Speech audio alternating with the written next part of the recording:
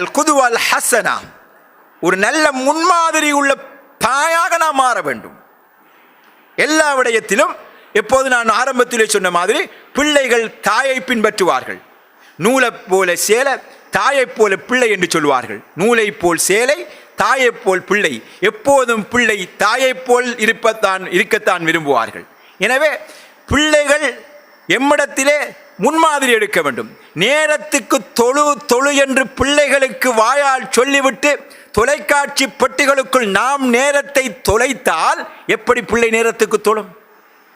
Phone பார்க்காதே என்று மகளை நாம் எச்சரிக்கை செய்து கொண்டு நாம் சதா போனுக்குள் மூழ்கி கிடந்தால் எப்படி பிள்ளைகளை போனிலிருந்து அதனுடைய தொல்லையிலிருந்து அவர்களை பாதுகாக்க முடியும்? வீதியிலே வெளியிலே செல்ல வேண்டும் என்று போகின்ற போது இஸ்லாம் போதிக்கின்ற ஆடை நாகரிகங்களை பேணி ஒரு அடக்கமான, ஒடுக்கமான, நாகரிகமான, பண்பாடான பிள்ளையாக என் பிள்ளை வர வேண்டும் என்றால் நாம் அதற்கு மாற்றமான அழைகளை அணிந்து கொண்டு எப்படி என் பிள்ளைகளுக்கு வழிகாட்ட முடியும்?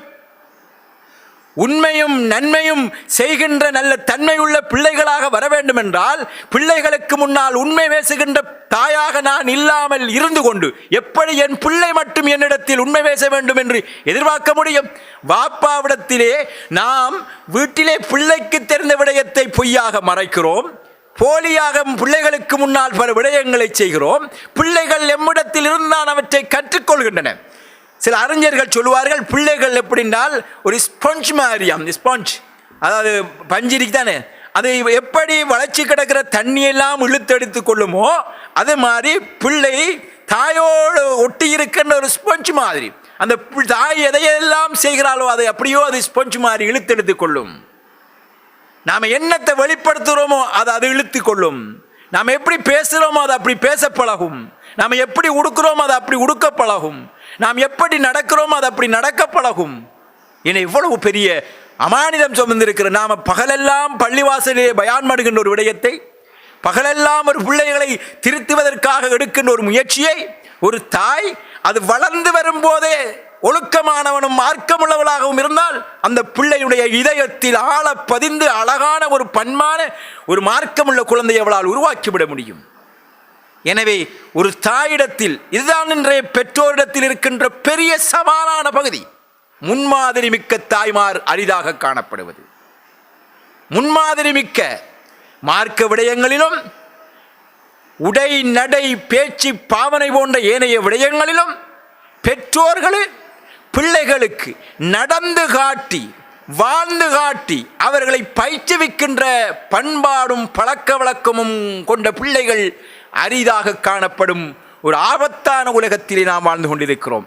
அன்பான தாய்மார்களே, சகோதரிகளே, நான் எப்படியான ஒரு தாயாக இருக்கிறேன் என்பதை நாம் நம்மளையே கேள்வி கேட்டோம். இந்த பயான் மன்னக்களை நம்ம எல்லாருக்கும் மாற ஒரு நோய் ஒன்று உண்டால் பயான் மன்னக்களை ஒரு நாளும் தனக்கண்டு பார்க்குறல, பக்கத்தில் இருக்கிறாள் அவரை பற்றி தான் வேறு பேசுகிறாரு, நல்லா மாஷாலாம் நல்லா கொடுக்காருன்னு சொல்லுது. இது என்னக்கு பேசுறது?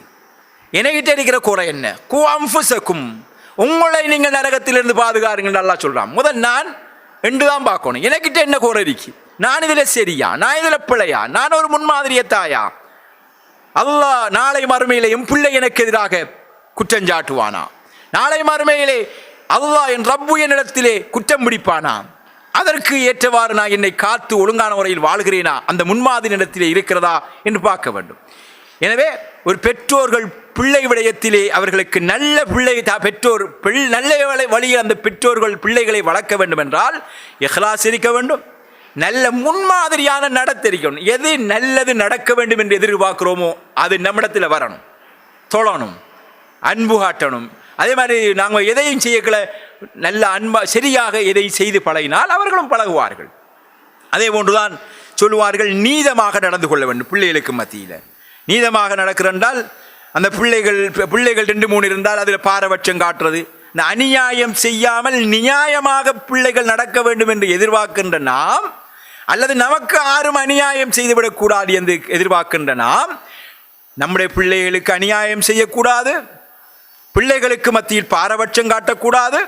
இந்த பாடத்தை படித்து பிள்ளைகள் வெளி உலகத்திலே போய் வாழுகின்ற போது அவர் யாருக்கும் அநியாயம் செய்து விடாமல் நீதியாகவும் நியாயமாகவும் நடந்து கொள்கின்ற விடயத்தை என் பிள்ளைகளுக்கு மத்தியில் நாம் நடந்து கொள்கின்ற அந்த நியாயமான நடத்தையின் மூலம் நாம் விளங்கிக் கொள்ள வேண்டும்.